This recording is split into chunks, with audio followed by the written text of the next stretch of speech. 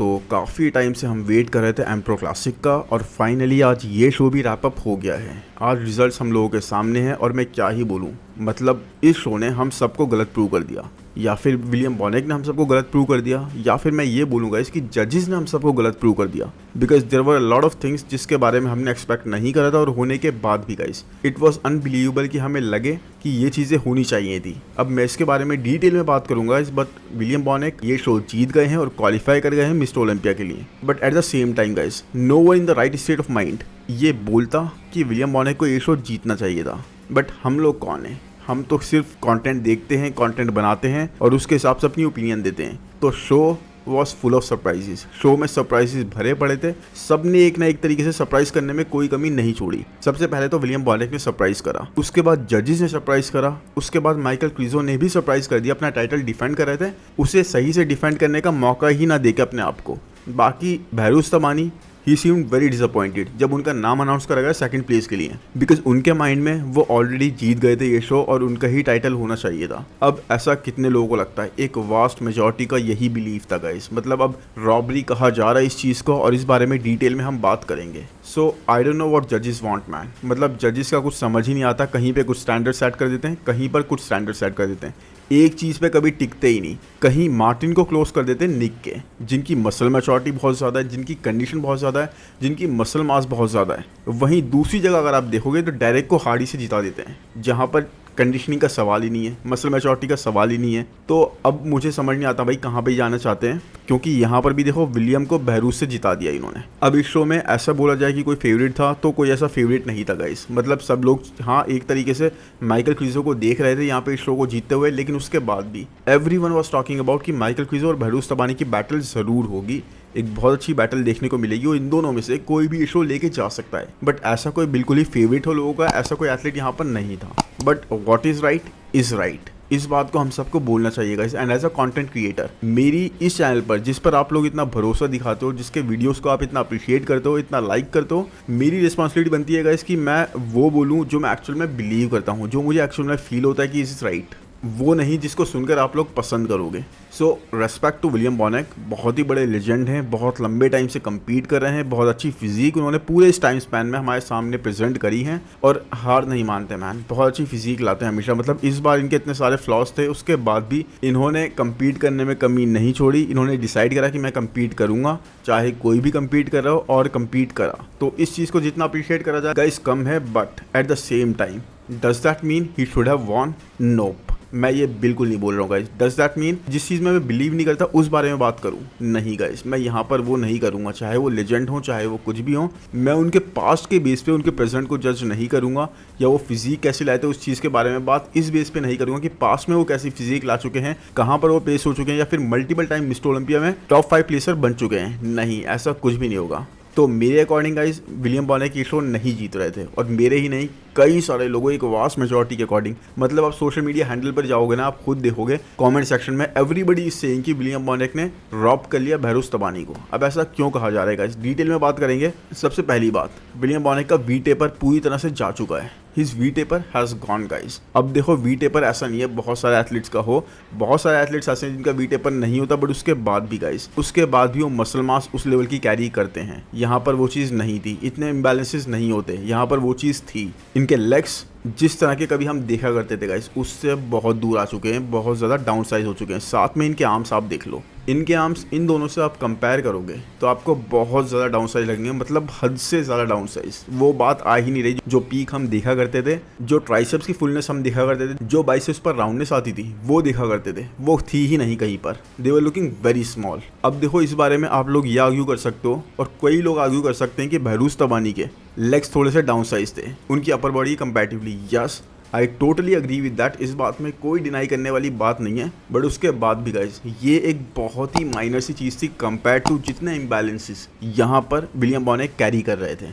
इनका left light पूरी तरह से इनविजिबल था, मतलब वो इसको स्ट्रेच ही नहीं कर पाए थे। लेफ्ट लैट में बिल्कुल नर्व डैमेज जैसे हो जाता ना, वैसा हो रहा था। बैक पोज भी अगर मैं आपको आगे जाकर दिखाऊंगा, जहां पर कंपैरिजन टाइप भी करूंगा आज मैं इस वीडियो में, वहां पर आप देखोगे कि बैक लैट स्प्रेड पोज में इनके लैट्स की जगह पूरे ट्रैप्स डोमिनेट कर रहे हैं, लेफ्ट लैट तो बिल्कुल ही है ही नहीं। तो anyways everywhere on social media handle guys people are saying Behrooz was robbed, जैसे मैंने आपको बताया, जैसे कि last year Hadi Choopan rob हुए थे। और इसका एक बहुत बड़ा रीजन ये भी है कि विलियम बोनेक यहाँ पर टोटली एक 212 डिवीजन के एथलीट लग रहे थे। यस, मतलब 212 डिवीजन से इनकी 10-15 पाउंड 20 पाउंड ही मैक्सिमम ये ज्यादा वेट कैरी कर रहे होंगे यहाँ पर, उससे ज्यादा नहीं। इतने ज्यादा डाउन साइज ये हो चुके थे।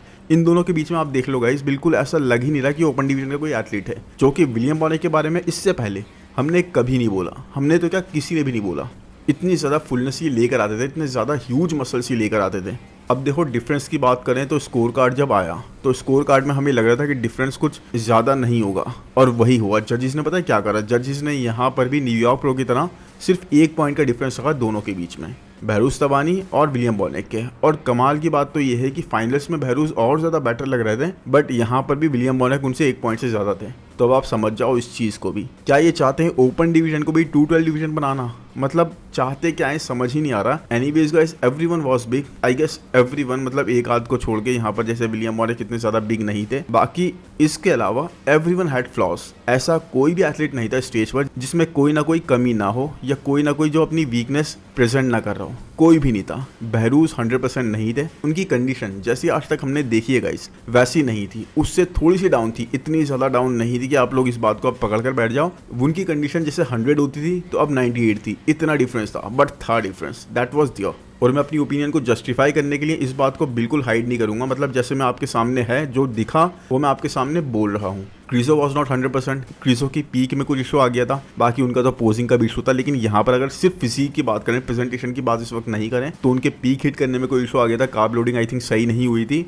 विलियम बोनेक अपने 100% पर नहीं थे, काफ़ी ज़्यादा डाउन साइज थे। तो आई थिंक इन दोनों के, क्रीजो और बहरूस के, और कई सारे एथलीट जो इतने ज़्यादा कंडीशन नहीं आए थे या फिर 100% कंडीशन नहीं लग रहे थे पीक पर, इसके पीछे का एक बहुत बड़ा रीज़न ये है कि इनको काफ़ी ज़्यादा ना वेट करना पड़ा बैक स्टेज, और शो काफ़ी ज़्यादा लेट स्टार्ट हुआ, जिसकी वजह से इनकी बॉडी थोड़ा सा वाटर होल्ड करती हुई दिखी। जैसा हम मिस्टर ओलंपिया में भी देखते हैं कि कई सारे एथलीट्स सॉफ्ट हो जाते हैं, वाटरी हो जाते हैं, इसी वजह से, बिकॉज पीक उन्होंने एक टाइम के हिसाब से हिट करी होती है और बाद में स्टेज पर आने का उनका कोई टाइम सेट नहीं होता। लेकिन इस टाइम पर भी विलियम बोनेक प्रॉपर कंडीशन थे, he was hitting proper peak. अब ये चीज़ दिखाती है कि देखो एक एक्सपीरियंस क्या चीज़ होती है, किस तरीके से उन्होंने अपनी फिजिक को, किस तरह से अपनी पीक को उन्होंने मेंटेन करके रखा। बाकी उनके कोच ने भी उनके साथ काफ़ी अच्छा काम करा होगा मिलकर। बट ऐसा ही सेट, इस बात के साथ भी एवरीवन हैड फ्लॉज। लेकिन यहाँ पर जजेस ने टोटली विलियम बोनेक की बॉडी जो भी फ्लॉस कैरी कर रही थी ना, उन सबको इग्नोर कर दिया। बाकी सबके तो दिखे, इन सबके इग्नोर कर दिए। Behrooz was way sharper and more complete guys. उनकी फिजिक ज़्यादा एस्थेटिक थी, ज़्यादा सिमेट्रिकल थी, ज़्यादा कंप्लीट यहाँ पर पूरी तरह से लग रही थी। श्योर इस बात में कोई दो राय नहीं है कि उनको अपनी क्वाड्स पे और ज़्यादा काम करना है। फ्रंट से क्वाड्स पर इंप्रूवमेंट्स की और ज़रूरत है, बट इसके साथ में आई डोंट थिंक बहरूस इससे बेटर कर सकते थे। ही डिड इनफ, और ये जितना इनफ उन्होंने करा है गाइस, ये काफ़ी था उनको शो जिताने के लिए। He was looking so damn good. William Bonac यहाँ पर 2 एरियाज में अच्छे थे, 2 एरियाज गाइस, और वो थे पोजिंग और कंडीशनिंग। और अगर सिर्फ यही 2 एरियाज हैं मापदंड के किसी को भी नापने के, तो आई थिंक मुझे आपसे ये क्वेश्चन पूछना चाहिए या फिर जजेस से कि why Nick is not winning. अगर सिर्फ यही 2 चीज़ें चाहिए। उसके बाद second question, why Hardy did not win. Hardy ने क्यों नहीं जीता लास्ट ईयर मिस्टर ओलंपिया। अगर यही 2 चीज़ें चाहिए आपको, पोजिंग और कंडीशनिंग, तो आप खुद जानते हो इस बात का जवाब कि हार्डी की कंडीशनिंग कैसी थी, पोजिंग कैसी थी। अगर देखो हार्डी की कंडीशनिंग 100% नहीं भी थी तो भी सबसे बेटर तो थी इन तीनों में, लास्ट के जो टॉप 3 थे। इस बात पे आप 100% अग्री करोगे, right? Now nothing to take from Bonac, जैसा मैं पहले भी बोल चुका हूँ, इन्होंने अपनी तरफ से बहुत अच्छा करा गाइस। मतलब एक गैप के बाद आए थे, अपनी एज के हिसाब से भी he did his really best. But उसके बाद भी गाइस आप टाइम को मोड़ नहीं सकते, कई चीज़ें आपकी बॉडी में चेंज हो जाती हैं। There were too many flaws. The prime Bonac जिसको हम देख चुके हैं ना, वो नहीं था। तो क्या इस विक्ट्री के बाद हम ये बोलें कि एक 70% बोनेक भी, या फिर 65% जो विलियम बोनेक को हमने देखा स्टेज पर, वो भी काफ़ी था क्रीजो और बहरूस तबानी को बीट करने के लिए?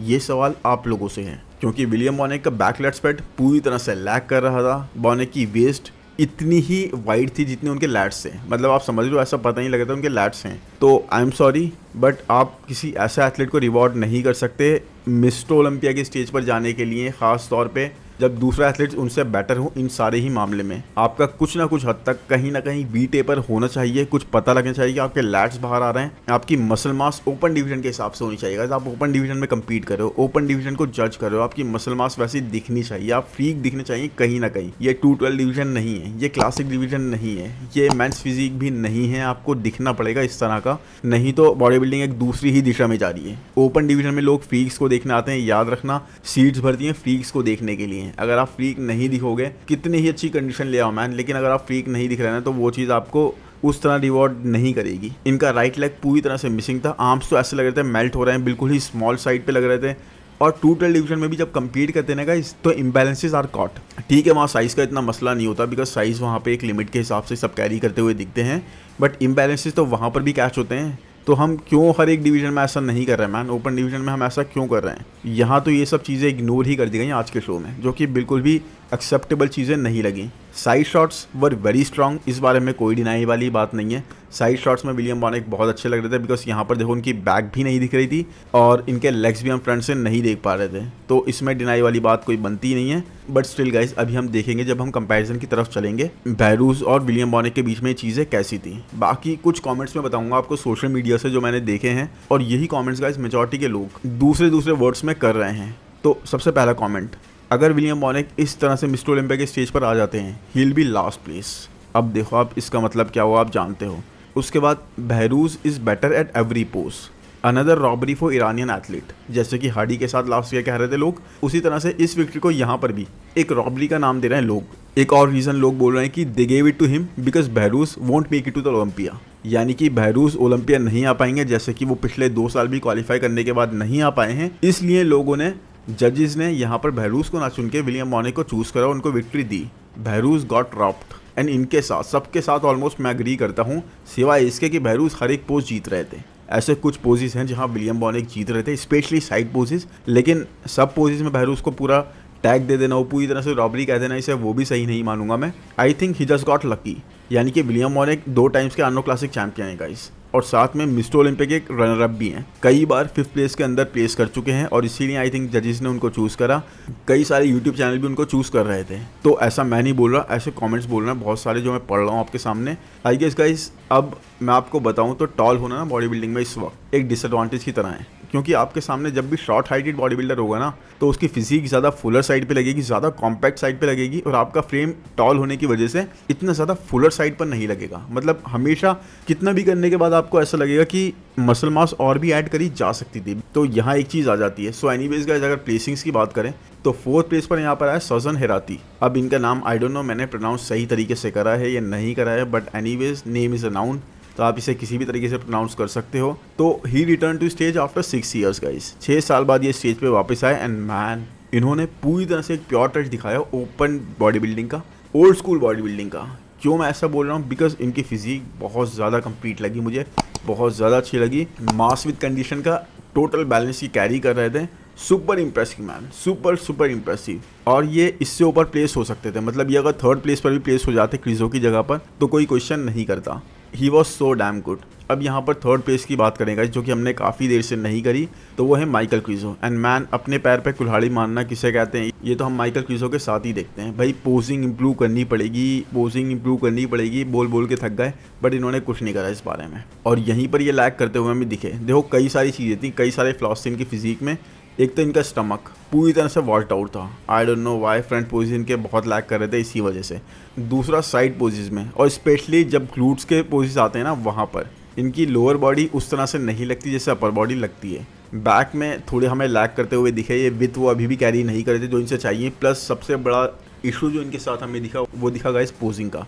सबसे पहले जब ज़्यादा पोजिंग नहीं करवाई थी तब भी ये पोजेस को ज़्यादा होल्ड नहीं कर रहे थे, इनकी पोजिंग वैसी लग रही थी जैसी रमोंडिनो की हम देखते हैं। और दूसरी चीज़ हमें जो लगी गाइस, जब पोज करते हुए काफ़ी राउंड्स हो गए, यानी स्टार्टिंग के जब इनकी इंडिविजुअल रूटीन हो चुकी थी, तो मैन इनका स्टमक फिर बहुत ज़्यादा ही होल्ड करने की प्रॉब्लम आने लगी। अब भाई ये बहुत जल्दी थक जाते हैं, बिल्कुल ये इस तरह से ब्रीथ करने लगे थे हैवी तरीके से कि स्टमक बिल्कुल भी कंट्रोल में नहीं आ रहा था। एब्स तो इनके दिखते ही नहीं है। तो अब इन्होंने ट्रेन करना तो स्टार्ट कर दिया, वैसे इस चीज़ के लिए मैं कुछ नहीं बोलूँगा इन्हें, लेकिन पहले से ही कर देना चाहिए था। तो अपनी वेस्ट को control, man posing control.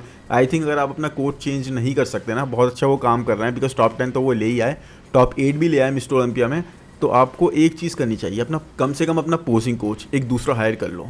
Yes, posing की ट्रेनिंग दूसरे से ले लो, इसमें कोई गलत बात नहीं है। बहुत सारे एथलीट इस चीज़ को करते हैं और ये प्रेफरेबल भी है अगर आपसे वो चीज़ कंट्रोल में नहीं आ रही है। तो ये सारी चीज़ों ने मिलकर गाइस क्रिजो को काफ़ी सॉफ्ट साइड पे दिखाया। उनके ग्लूट्स काफ़ी सॉफ्ट लगे, उनकी हैमस्ट्रिंग काफ़ी सॉफ्ट लगी। क्रिजो उस तरह से नहीं लगे जैसे हम एक्सपेक्ट कर रहे थे, जैसे हमने क्रिजो को इससे पहले मिस्टर ओलंपिया की प्लेसिंग में देखा है। आई थिंक यहाँ पर क्रिजो ने टारगेट करा फुलनेस को, बिकॉज फुलनेस को उन्होंने लास्ट शो में लैक कर दिया था और आई थिंक उसी चीज़ को करने की वजह से और शो के इतना लेट होने की वजह से इनकी कार्ब लोडिंग में दिक्कतें आ गई।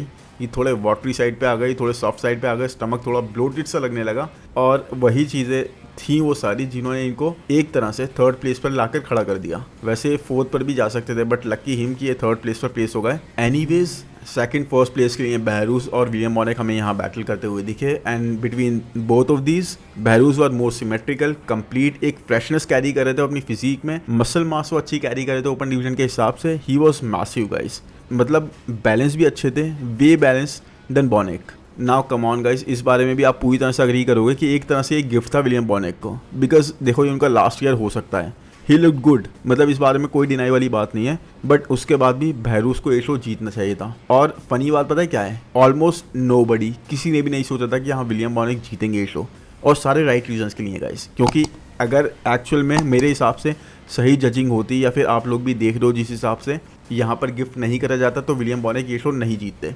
विलियम बॉनेक पूरी तरह से रिप्ड थे बट वे डाउन साइज थे और बहुत ज़्यादा इम्बैलेंस कैरी कर रहे थे, मेल्टेड उनकी फिजिक लग रही थी। तो एक तरह से लास्ट ईयर है उनका और ओलंपिया स्टेज पे उनको पहुंचाना चाहते हैं लोग, तो आई थिंक इस वजह से उनको रिवॉर्ड करा गया है। बाकी हो सकता है मैं गलत हूँ, मैं अपनी ओपिनियन आपके सामने रख रहा हूँ, अब अपनी ओपिनियन मेरे सामने रखो। बाकी अगर पोजेस का कंपैरिजन करें गाइस तो अब देखते हैं फ्रंट डबल बाइसेप। तो यहाँ पर आप देख सकते हो कि कितनी ज़्यादा वाइड वेस्ट लग रही है विलियम बॉनेक की, साथ में गाइस इनके आर्म्स कितने ज़्यादा स्मॉलर साइड पे लग रहे हैं। मतलब अगर हम यहाँ बहरूस से कंपेयर ना भी करें ना तो उसके बाद भी अपने ही आर्म्स इनके पहले ही कंपैरेटिवली कितने स्मॉल साइड पे लग रहे हैं। मतलब वो इम्बैलेंस वाला इशू जो लग रहा है ना, डिस्प्रपोर्शन वाला इशू जो लग रहा है लेग्स के साथ कंपेयर कर लो तो वो बहुत ज़्यादा लग रहा है। साथ में इनका लेफ्ट लेग देखो आप कितना डाउन साइड लग रहा है राइट लेग के कंपैरेटिवली, और वो चीज़ जो वेस्ट वाली है वो तो बहुत ही ज़्यादा ऑड लग रही है, लैट्स उस तरह से पता ही नहीं लग रहा है। साथ में बहरूस देखो किस तरह से फ्लो कर रही है, इनकी फिजिक बहुत ज़्यादा एस्थेटिक लग रहा है। यस स्क्वाट्स में थोड़ी सी मसल मास चाहिए बट उसके अलावा guys he is looking very very good. Chest भी देखो कैसे पीकी हो रहा है, थिकनेस शो कर रहा है, तो ये पोज तो मेरे हिसाब से बहरूस का ही था। साथ में देखोगे उसके बाद फ्रंट लेग्स पर तो यहाँ पर भी देखो लेग्स का इशू आपको साफ दिखेगा, जो डाउन साइज वाला इशू है, एक लेग बड़ा है एक लेग छोटा है यहाँ विलियम बॉनेक का। लैट्स उस तरह से नहीं दिख रहे जैसे इनके दिखा करते थे, आर्म्स की फुलनेस भी कम लग रही है। बाकी बहरूस का देखो आप खुद ही देखो कितने ज़्यादा एस्थेटिक लग रहे हैं, आर्म्स की फुलनेस कितनी ज़्यादा लग रही है, चेस्ट बहुत ज़्यादा थिकनेस कैरी करता हुआ दिख रहा है, लेग्स में सेपरेशन भी अच्छी लग रही है। देखो विलियम बॉनेक की सेपरेशन भी लेग में अच्छी है, लेकिन एक लेग में आप देखोगे तो सेपरेशन ज़्यादा है दूसरे के कंपैरेटिवली, प्लस लैट्स तो उस तरह से दिख नहीं रहेगा, एक स्क्वायर वाली फिजिक लग रही है यहाँ पर इनकी। अब देखो ये मैं बिल्कुल अग्री करूँगा, निक वॉकर का भी लगता है इस पोज में, लेकिन मैं बाकी सारे पोजेस की भी बात कर रहा हूँ। उसके बाद side chest pose, side chest pose William Bonac का बहुत स्ट्रांग है guys, he is looking really good. यहाँ बहुत अच्छे लग रहे हैं, बहुत ज़्यादा थिकनेस कैरी करते हुए लग रहे हैं, साइड्स में विद भी काफ़ी अच्छी लग रही है। साथ में इनके लेग्स को देखोगे आप कहीं से डाउन साइज नहीं लग रहा है इन साइड पोज, कंडीशनिंग बहुत अमेजिंग लग रही है, पीक हिट करे हुए लग रहे हैं। लेकिन उसके बाद आप अगर नज़र डालोगे बहरूस तवानी पे तो आप यहाँ पर इनको भी कुछ लैक करते हुए नहीं देखोगे। इनफैक्ट इनकी हैमस्ट्रिंग में आप फेदर्स तक देख लोगे बहुत अमेजिंग वाले, और साइज़ में तो आप जानते ही हो यहाँ पर कौन ज़्यादा बिगर है। तो ये पोज एक्चुअल में कहीं भी जा सकता है, बट अगर आप विलियम बॉनेक को भी दे दो तो उसके बाद हम चलेंगे साइड ट्राइसेप पे, और साइड ट्राइसेप देखो आप इन दोनों के बीच में फिर से कहीं भी जा सकता है, बट मैं फिर भी यहाँ पर विलियम बॉनेक की तरफ लीन करूँगा बिकॉज इनका फ्लो बहुत ही अमेजिंग जा रहा है इस पोज में। और बहरूस तवानी इनफैक्ट काफ़ी अच्छे से पोज होल्ड तो कर रहे हैं, लेकिन उसके बाद भी विलियम बॉनेक को मैच नहीं कर पा रहे, experience is beating him over here. उसके बाद आता है बैक डबल बाइसेप, यानी कि रियल डबल बाइसेप, और यहाँ पर तो ये पोज देखो विलियम के चाहे आर्म्स यहाँ पर आपको डाउन साइज लगे, लेकिन वो सेपरेशन जो पता लग रही है ना बहुत अमेजिंग लग रही है। बैक में डिटेल्स अच्छी लग रही हैं, यहाँ पर इनके लैट्स भी अच्छे लग रहे हैं, और देखो ग्लूट्स और हैमस्ट्रिंग की सेपरेशन जो है, कंडीशन जो है वो बहुत ही अमेजिंग आ रही है। देखो यहाँ पर बहरूस का पोज भी काफ़ी स्ट्रांग है, इसमें कोई डाउट वाली बात नहीं है। लेकिन फिर भी अगर आप बोलो मैं विलियम बॉनेक को चलो ये पोज दे दिया जाता है तो हम चलते हैं बैक लेट स्प्रेड पोज पे, और यहाँ पर आप खुद देख लो कि बहरूस तवानी कितने लाइट्स आउट लग रहे हैं। यहाँ पर man he is no comparison to William Bonac. In fact अगर मैं यहाँ क्रिजो के साथ भी दिखाऊँ ना, क्रिजो का बैक लैट स्प्रेड पोस्ट भी काफ़ी स्ट्रांग लगा। विलियम का देखो यहाँ पर लैट तो है ही नहीं, आप देख रहे हो कितना ज़्यादा इंबैलेंस पता लग रहा है लैट्स के बीच में, पूरे ट्रैप्स विजिबल हैं, लैट्स उस तरह से दिख ही नहीं रहा है, उनको शोल्डर अप करके उस तरह उसको कुछ तरीके से पुल करना पड़ रहा है, उसके बाद भी वो चीज़ नहीं आ रही यहाँ पे। जबकि Behrooz Tabani the level of thickness he showing, और जिस तरह से विंग्स की तरह इनके दोनों लैट्स आ रहे हैं ना, तो he was unbeatable in this pose. उसके बाद बारी आती है एब्स एंड थाइस की, और यहाँ पर तो आप खुद मुझे बता दो किसको ये पोज दोगे। भाई ये तो कंपैरिजन वाला पोज मुझे बिल्कुल भी नहीं लग रहा है, इनकी वाइड वेस्ट की वजह से, आर्म्स के डाउन साइज होने की वजह से, लेग्स की वजह से, और बट उसके बाद भी अगर आप इनको देना चाहोगे बहरूज तबानी के कंपैरेटिवली, तो इस बारे में मैं कुछ नहीं बोल सकता, आपके सामने मैं सारी चीज़ें रख रहा हूँ। उसके बाद बारी आती है सबसे लास्ट में गाइस मोस्ट मस्कुलर की, और यहाँ पर मेरे हिसाब से सबसे ज़्यादा मैटर करता है how freaky you are looking, how bigger you are looking, how much space you are taking, और कितने ज़्यादा मैसिव आप लग रहे हो। और वो चीज़ यहाँ पर देख लो आप दोनों की कंपैरिजन में, कितनी ज़्यादा फुलनेस कैरी करते हुए लग रहे हैं बहरूज तबानी, कितनी ज़्यादा मास ले रहे हैं, कितनी ज़्यादा विद दिखा रहे हैं, एक एक्चुअल ओपन डिवीजन के बॉडी बिल्डर लग रहे हैं। और यहाँ पर इनके कंपैरेटिवली विलियम बॉनेक एक्चुअल में टोटल डिवीजन के बॉडी बिल्डर लग रहे हैं, जैसे दूसरे डिवीजन के किसी बॉडी बिल्डर को लाके खड़ा कर दिया गया हो। अब सेपरेशन देखो, बहरूज तबानी की कंडीशन चाहे 98% थी जो मैंने बोला स्टार्टिंग में, उसके बाद भी इनकी सेपरेशन देखो मसल्स में कितनी ज़बरदस्त आ रही है, डेल्ट्स देखो कितने ज़्यादा राउंडनेस हो, कितने ज़्यादा ह्यूज लग रहे हैं। तो वही है गाइस, मैंने आपको बता दिया क्या हुआ है, क्या होना चाहिए था। अपनी ओपिनियन आप कमेंट सेक्शन में ज़रूर बताओ मुझे अब इस बारे में। आई होप ये वीडियो आपको पसंद आया होगा, पसंद आया है तो प्लीज़ लाइक कर दो यार, चैनल को सब्सक्राइब कर दो, नोटिफिकेशन बेल को भी दबा दो। कमेंट सेक्शन में ज़रूर बताओ मेरी ओपिनियन आपको कैसी लगी, और पर्सनली ये मेरी ओपिनियन थी, आप लोग ये समझ के कमेंट करो, ये मत समझो कि मैं बिल्कुल ही डिफाइन कर रहा हूँ कि भाई ऐसा ही होना चाहिए था या ऐसा ही सही है। जो मैं एक्चुअल में बिलीव करता हूँ अपने एक्सपीरियंस से मैं आपसे बात कर रहा हूँ इस बारे में। और मिलते हैं नेक्स्ट वीडियो में। Thank you, bye bye.